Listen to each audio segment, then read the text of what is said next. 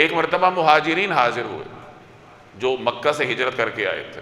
اور انہوں نے درخواست کی کہ یا رسول اللہ، یہ جو انصار ہیں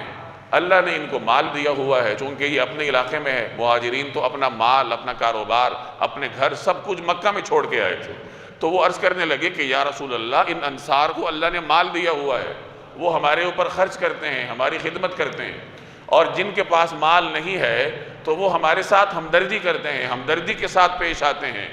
اور ہماری اتنی خبرگیری کرتے ہیں کہ ہمیں یہ خوف ہونے لگا ہے کہ آخرت کا سارا اجر تو یہ لے جائیں گے کہ مال بھی ہم پہ خرچ کرتے ہیں، ہمدردی بھی ہمارے ساتھ کرتے ہیں، تو آخرت کا سارا اجر تو یہ لے جائیں گے، ہمارا کیا بنے گا؟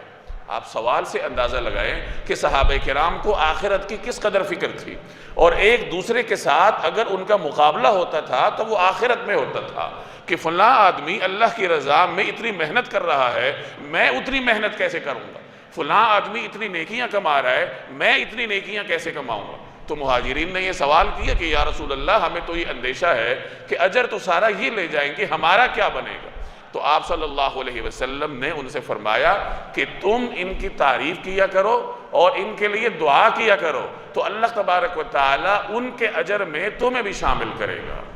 اس روایت سے ہمیں ایک بڑا سبق ملتا ہے کہ اگر کوئی آدمی ہمارے ساتھ احسان والا معاملہ کرتا ہے، چاہے مالی احسان ہو، چاہے جانی احسان ہو، ہماری اپنی توانائی کے ذریعے ہماری خدمت کرتا ہے، مال کے ذریعے خدمت کرتا ہے، یعنی جو آدمی آپ کی زندگی میں آپ کے لیے آسانی پیدا کرتا ہے، تو اس کا آپ کے اوپر حق ہے کہ آپ اس کی تعریف کریں اور اس کے لیے دعا کریں۔